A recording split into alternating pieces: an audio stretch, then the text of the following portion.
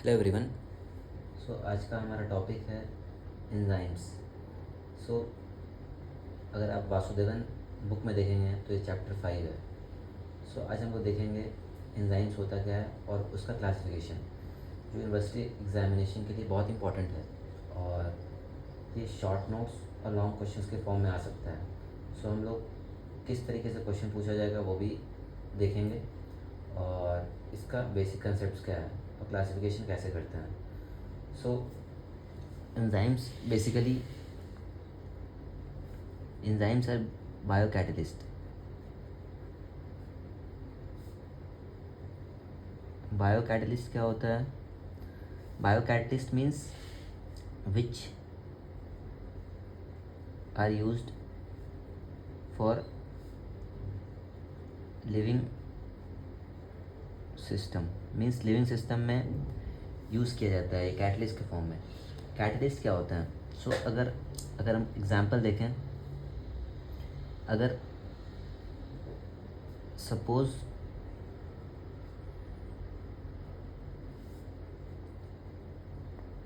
There is a chemical reaction, इसको समझने के लिए हम लोग एक एग्जांपल ले रहे हैं, फिर हम लोग क्वेश्चन के फॉर्म में देखेंगे कि इसको यूनिवर्सिटी एग्जामिनेशन में किस तरीके से क्वेश्चन पूछा जाएगा।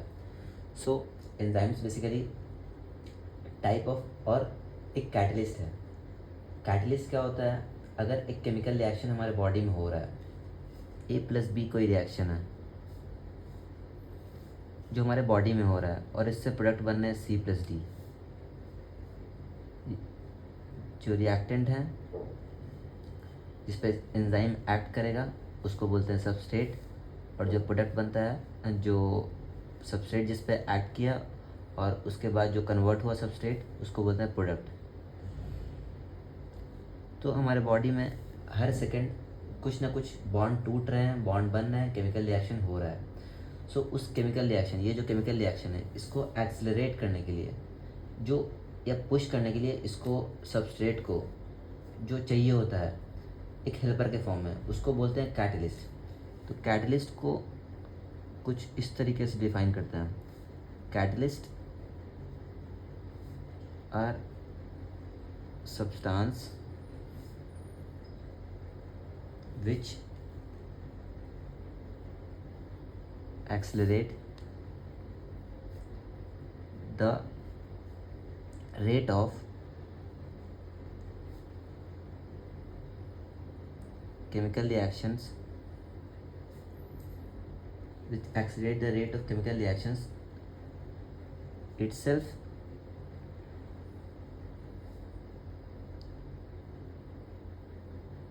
without any change. Means it do not change the equilibrium, जो रिएक्शन का इक्विलिब्रियम है, जिस पे रिएक्शन बैलेंस्ड है, उसको चेंज नहीं करता है। कैटलिस्ट जो होता है वो बेसिकली एक्सेलरेटर होता है किसी केमिकल रिएक्शन का, और एंजाइम जो होता है वो एक बायो कैटलिस्ट है। मीन्स वो भी एक फॉर्म ऑफ कैटलिस्ट है, लेकिन क्योंकि हमारे बॉडी यानी लिविंग सिस्टम में वर्क करता है, इसलिए उसको एंजाइम से पर्टिकुलर टर्म दे दिया गया है। एंजाइम्स, ये रहा एंजाइम्स। अब यूनिवर्सिटी एग्जामिनेशंस में क्वेश्चन किस तरीके का होता है? क्वेश्चन कुछ इस तरीके से पूछा जाता है, define enzymes and give its characteristic features.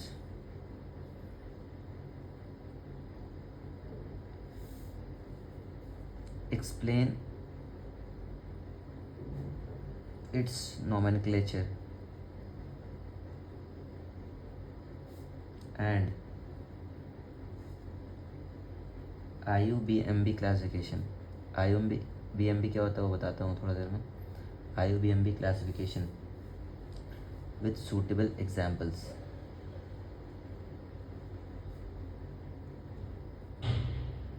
इस तरह का क्वेश्चन पूछा जाता है यूनिवर्सिटी एग्जामिनेशन में। तो ये आपको 15 मार्क्स लॉन्ग आंसर में भी आ सकता है, लॉन्ग क्वेश्चन में हो सकता है, और 10 मार्क्स शॉर्ट नोट्स के फॉर्म में भी हो सकता है, डिपेंडिंग अपन द क्वेश्चन कि क्वेश्चन क्या है और उसमें कुछ पार्टिकुलर टॉपिक और क्या दे दिया गया है।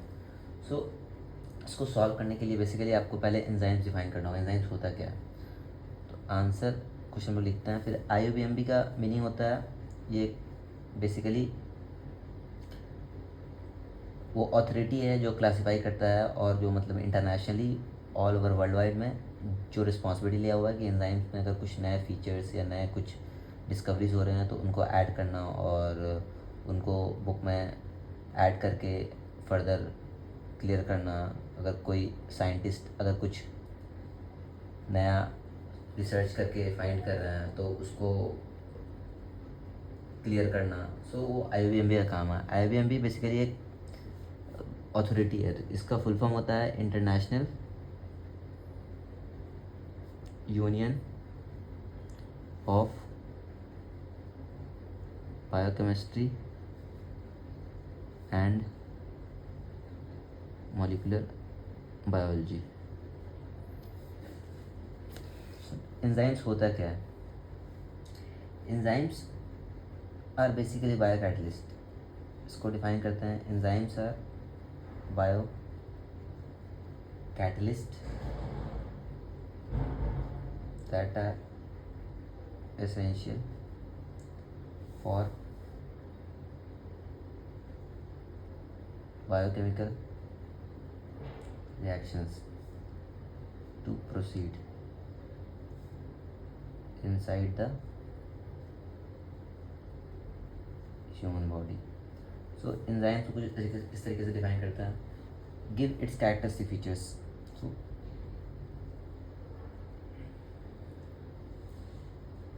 कैरेक्टरिस्टिक फीचर्स ऑफ एंजाइम्स हो जाएगा। सबसे पहला कैरेक्टरिस्टिक्स का हो जाएगा, they are proteinous in nature. All enzymes are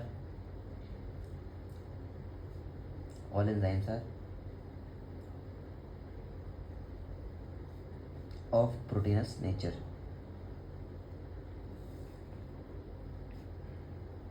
they are heat labile. Heat labile means they cannot tolerate the temperature other than the one which is required for their activity to enhance. means उस temperature पे जिस पे वो work कर सके, उसके अलावा किसी अदर टेम्परेचर पे वो या तो डिस्ट्रॉय हो सकता है या फिर वो इनएक्टिव हो जाएगा। Sorry, they are heat labile means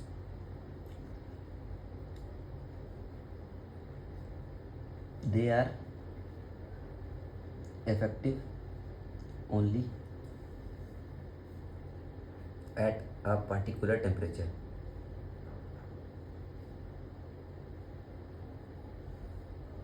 Other temperature will not work. They are water soluble because proteins are also water soluble, so enzymes are also water soluble. Fourth, they can be precipitated by certain compounds.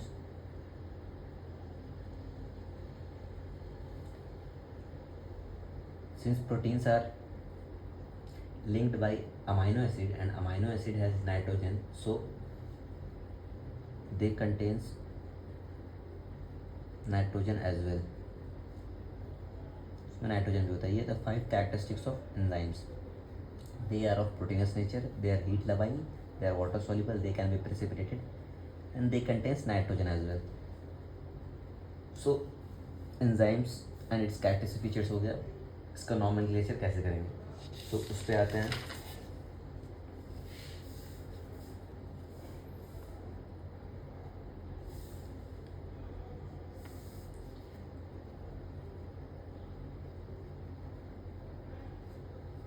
Nomenclature of enzymes. तो nomenclature means naming. सो enzymes को basically name करने के लिए हम लोग as add करते हैं, लेकिन एज उसके एंड में ए हटा करके एज ऐड करते हैं, तो ये सब एंजाइम्स के लिए वैलिड नहीं है, पार्टिकुलर के लिए है। तो we will add as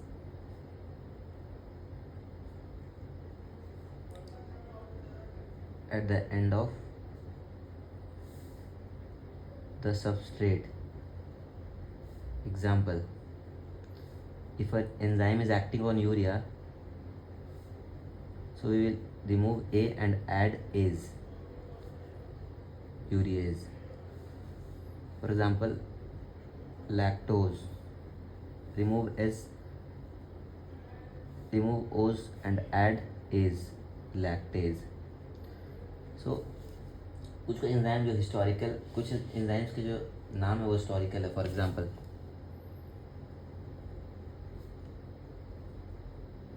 catalase, pepsin, chymotrypsin, trypsin. So ये सब बेसिकली हिस्टोरिकली नेम दिया हुआ है. मतलब ये बहुत सारे एंजाइम हैं जो मतलब अभी भी इसका नाम में एज नहीं ऐड होता है. वो पहले नेम दे दिया गया था on the basis of chemicals और प्रोटीन नेचर पे. सो वो अभी भी वैलिड है ना. अब हम लोग आते हैं IUBMB क्लासिफिकेशन.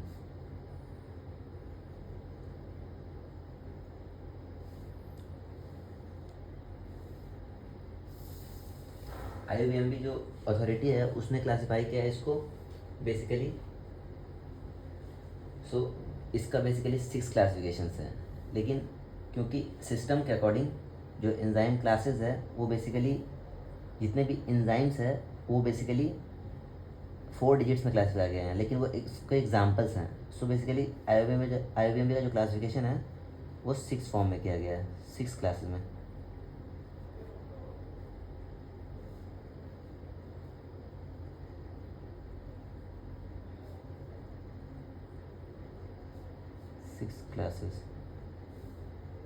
सिक्स क्लासेस को याद करने का जो ट्रिक है वो है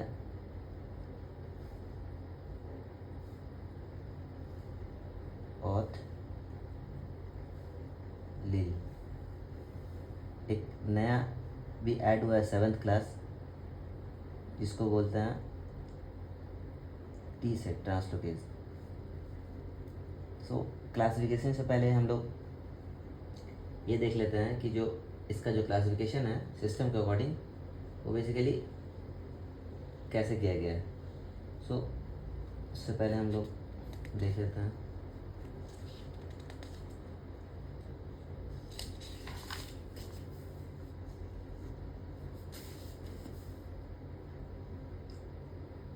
as per the IUBMB system, the names of different enzymes starts with EC, means enzyme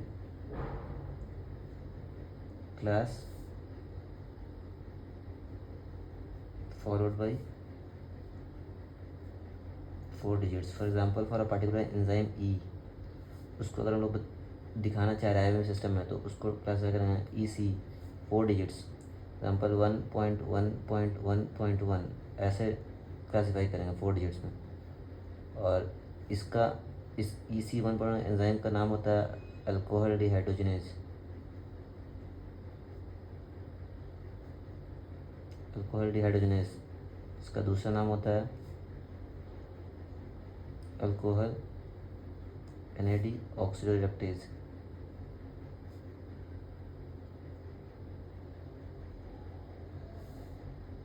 ये IUBMB क्लासिफिकेशन में ऐसे करते हैं. तो हम लोग अभी इसको समझेंगे. ऑथली O4 हो जाएगा ऑक्सीडोरिडक्टेज. याद करने का ठीक है. ऑथलील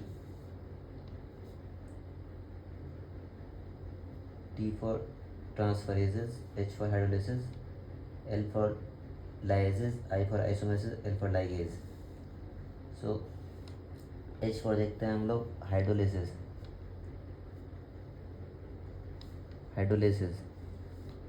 L for हो जाएगा आपको जाकर के लाइजेस. I for isomerase, L for ligases. So one by one हम लोग देखते हैं.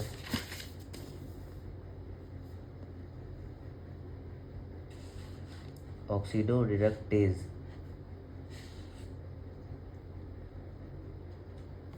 ऑक्सीडोरिडक्टेज क्या होता है, नाम में ही इसके दिख रहा है oxidation as well as reduction. तो ये basically redox type of reaction है। इसमें क्या होता है कि एंजाइम, इसका इस टाइप का जो एंजाइम होता है, this type of enzyme will oxidize as well as reduce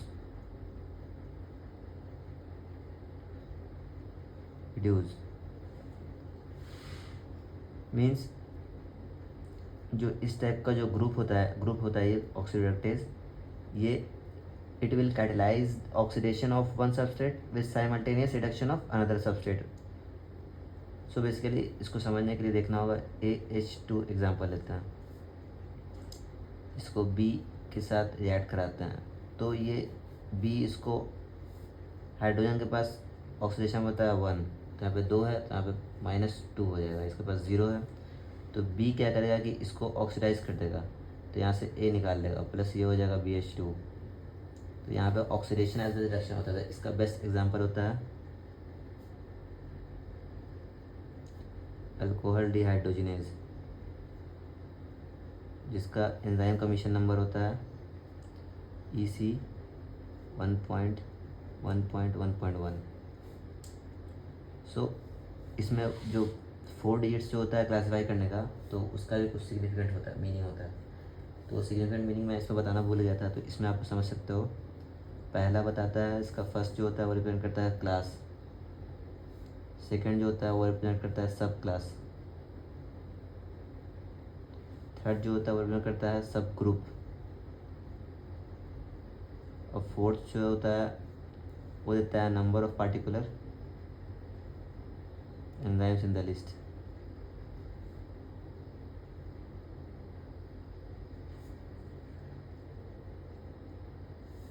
सो ये बेसिकली पहला हो गया। फिर सेकंड पे आते हैं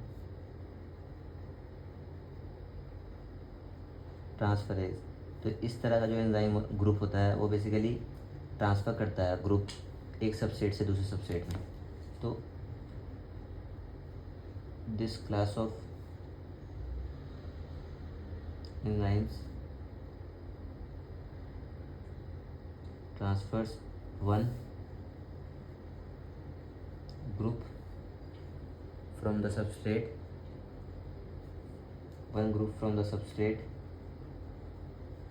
to another substrate। इसका बेस्ट एग्जांपल हो जाएगा हेक्सोकाइनेज, जिसका एंजाइम का मिशन नंबर होता है EC 2.7.1.1। इसका एग्जांपल अगर देखें तो एक पर्टिकुलर सबस्ट्रेट है, जिसमें से R जो ग्रुप है वो ट्रांसफ़र हो जाएगा B में, A रह जाएगा और Br हो जाएगा। जनरल एग्जांपल देखें तो हेक्सोज शुगर ATP के साथ कंबाइन करता है, तो ATP से फॉस्फेट ले लेता है और हेक्सोज 6 फॉस्फेट बनाता है, और प्लस उसमें से फॉस्फेट निकल जाता है, तो एडिनोसाइन ट्राईफॉस्फेट से एक बचता है डाईफॉस्फेट। तो ये था ट्रांसफरेज। थर्ड अगर इस पे जाएंगे तो हमारा वो हो जाएगा आपको जा करके हाइड्रोलेज।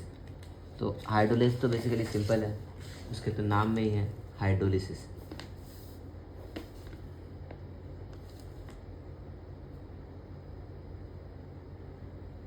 हाइड्रोलेज जो होता है वो बेसिकली ऐड करता है वाटर और 2 कंपाउंड को। बेसिकली सेकंड में था आपको जा करके ट्रांसफरेज। तो इसमें क्या होता है, हाइड्रोलेज में क्या होता है कि जो बेसिकली किसी ग्रुप जैसे एस्टर हो गया, इथर हो गया, या कोई बॉन्ड हो गया, तो उसमें वाटर ऐड कर देता है, और वाटर ऐड करके उसको ब्रेक कर देता है। तो उसको डिफाइन करते हैं, this class of enzymes can hydrolyze ester, ether, peptide और glycosidic bonds by adding water and then breaking the bond. So इसी तरीके से आप लोग को एग्जामिनेशन में भी क्वेश्चन लिखना है। और मैं आप लोगों को एक बात बता देता हूँ कि कल मेरा 3rd सेमेस्टर का एग्ज़ाम है, लेकिन मैं आप लोगों के लिए वीडियो बना रहा हूँ और मैं सुबह से पढ़ रहा था, उसके बाद भी आप लोगों के लिए टाइम निकाल रहा हूँ। और आप लोगों को तो पता ही होगा मेरा 3rd सेमेस्टर अभी चल रहा है एग्ज़ाम। अभी कल मेरा पैथो का पेपर है 10:30 से, और मैं आज फ्रेश होकर के चल जाऊँगा, कल नींद पूरी लूँगा। सो ब्रेकिंग द बॉन्ड, हाइड्रोलेस मतलब पानी बेसिकली ये ऐड कर देता है। तो इसका बेस्ट एग्जांपल होता है acetyl choline esterase. Acetyl choline basically जो है एक न्यूरोट्रांसमीटर है, आप लोग को पढ़ना होगा, फिजियो में पढ़ोगे न्यूरोट्रांसमीटर में, फिर आप लोग अभी इसमें पढ़ोगे फार्मा में पढ़ोगे, जहाँ acetyl choline receptor, muscarinic receptor सब मिलेगा। सो एसिटाइल कोलिन एस्टरेज, इसका एंजाइम कॉम्प्लेक्स कमीशन नंबर होता है EC 3.1.1.7। और जितना भी डाइजेस्टिव एंजाइम्स हमारी बॉडी में सब हाइड्रोलाइसिस है। All digestive enzymes are hydrolysis. और 4th पे आते हैं। 4th हमारा हो जाएगा, आपको जाकर OTH एल फॉर हो जाएगा लाइज। लाइज वो ऐसा ग्रुप होता है जो बेसिकली रिमूव करता है ग्रुप हाइड्रोलिसिस को छोड़ करके। मतलब इसमें क्या, ये मतलब हाइड्रोलेस का ये उल्टा हो जाएगा, ये भी क्लेप करेगा। वो क्लास में हाइड्रोलाइज करता था, ये भी क्लेप करेगा बॉन्ड, लेकिन without adding water. Means define कुछ ऐसा कर सकते हैं, अगर सिंपल फॉर्म में लिखें तो क्लेप विदाउट एडिंग वाटर। लेकिन इससे काम नहीं चलेगा, आपको यूनिवर्सिटी एग्जामिनेशन आपको डिफाइन करना होगा, तो उसको लिख सकते हैं these enzymes can remove groups from substrates और break bonds by mechanism other than hydrolysis।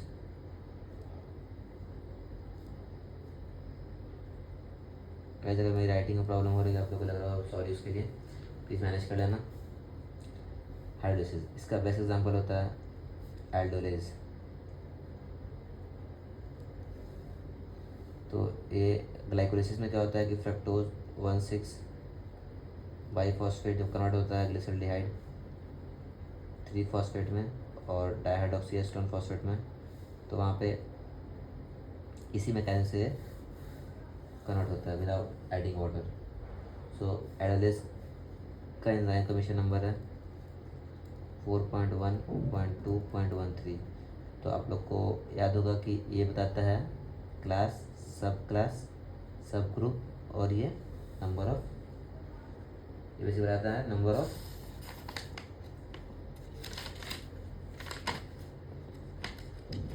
Of particular enzymes in the list, कितना एंजाइम्स है इस लिस्ट में। सो आप देख सकते हो जो गैलाइज। सो हमारा 5th हो जाएगा आइसोमरेज। तो आइसोमरेज से आप लोग समझ सकते हो कि ये basically different types of isomers इसमें होगा, या मतलब आइसोमर्स के बीच में ट्रांसफ़र होगा, या similar molecule just similar structure formula और डिफरेंट केमिकल फार्मूला में बस ट्रांसफ़र होता है, तो उसको होता है आइसोमरेज। तो इसको ऐसा कुछ सिंप्लीफाई करते हैं intramolecular transfer.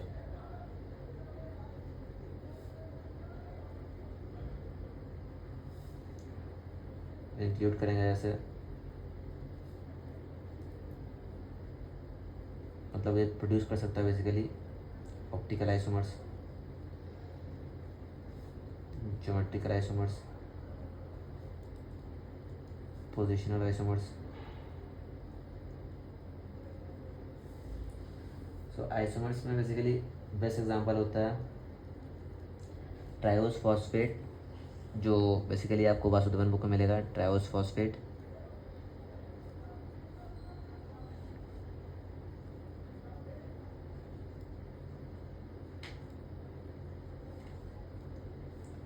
Triose phosphate isomerase, इसका एंजाइम कमीशन नंबर होता है 5.3.11। सो ज्योमेट्रिकल आइसोमर्स ग्लाइकोलिसिस में आप देखोगे कि ग्लिसरल्डिहाइड 3-फॉस्फेट वहाँ पे चेंज करता है डाइहाइड्रोक्सी एस्टोन फॉस्फेट में, तो बेसिकली आइसोमरेज हो गया। सिक्स्थ एंड लास्ट होता है हमारा लाइगेज। इसमें एटीपी डिपेंडेंट होता है। इसमें क्या होता है कि दो सबस्ट्रेट को बेसिकली जोड़ा जाता है एटीपी की हेल्प से। तो इसको सिंपल में लिख सकते हैं ATP dependent condensation of molecules. इसका बेस्ट एग्जांपल हो जाएगा एस्टाइल कोएंजाइम में कार्बोक्सिलेज, जिसका एंजाइम कमीशन नंबर होता है 6.4.1.2। एक सेवन्थ एग्जांपल होता है ट्रांसलोकेस, जो इम्पोर्टेंट नहीं है, जो कोई आपसे नहीं पूछेगा। तो इस तरीके से हम लोग क्लासीफाई कर सकते हैं एंजाइम्स को। सो अगर आपसे यूनिवर्सिटी एग्जामिनेशन में क्वेश्चन पूछा जाए तो आपको 15 मार्क्स का क्वेश्चन कुछ इस तरीके से 4 पेज में आपको लिखना होगा, तब जाकर आपको 15 में से ऑलमोस्ट प्रोफेसर 12 और 13 दे सकते हैं। सो गाइस आप लोग देखते रहिए। Thank you.